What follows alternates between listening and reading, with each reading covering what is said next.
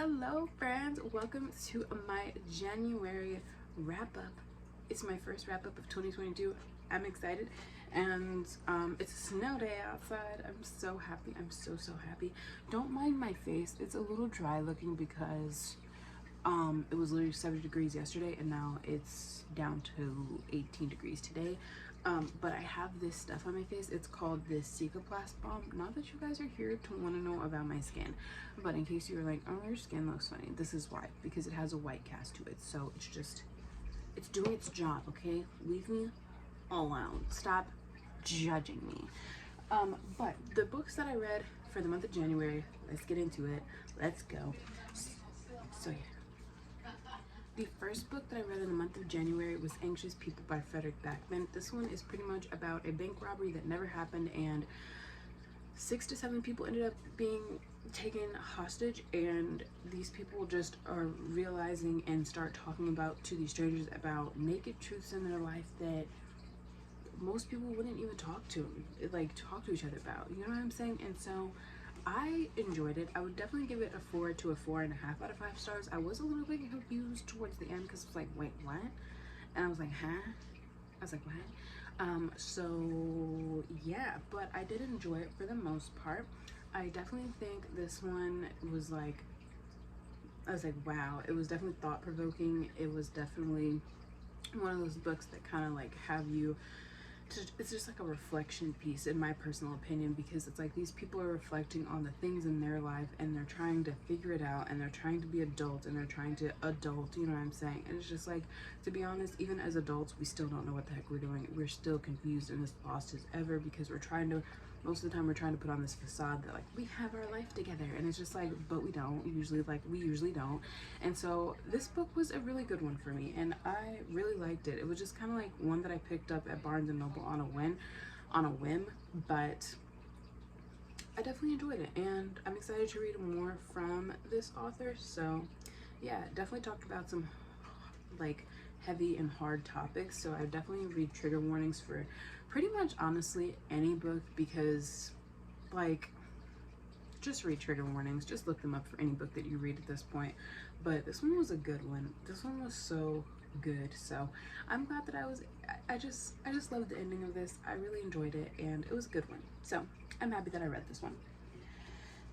The next book that I read was Verity by Colleen Hoover. Definitely check the trigger warnings, like I said, but this book is about this writer named Lynn. She ends up finishing the writings for this lady named Verity because she is pretty much incapacitated and she can't finish writing her own novels. So she goes and lives on the estate where Verity lived, and she starts going through, you know, like some of like her notes. Okay, but Lynn is pretty much, she is asked to finish Verity's writings, and so she is going through her office trying to figure out like where she stopped, what her last ideas were for the next books in her series, and she starts discovering stuff that's a little suspect, a little shady. And so from that point on, we're reading these things about Verity, and we're like, oh, girlfriend, you're a little crazy, you're a little crazy. So Lynn is like, do I tell the husband? Do I not tell the husband? Like, what happens? The plot twist is a lot in this book. It's a lot. It's a little bananas. I was like, oh no. Yeah, so I would definitely give this book a 5 out of 5 stars. 10 out of 10 I'd recommend, probably 18 and over or so. But yeah, definitely check the trigger warnings. It was a little bananas, but I thoroughly enjoyed it.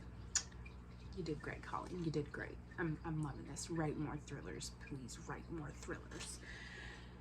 Okay, next is The Inheritance Games. Thanks, Mom. Thanks for your cough in my video. Who's sad? I love having family home when you film. It's amazing. I'm like, do you guys ever do anything? No, they don't. Anyway, The Inheritance Games by Jennifer Lynn Barnes.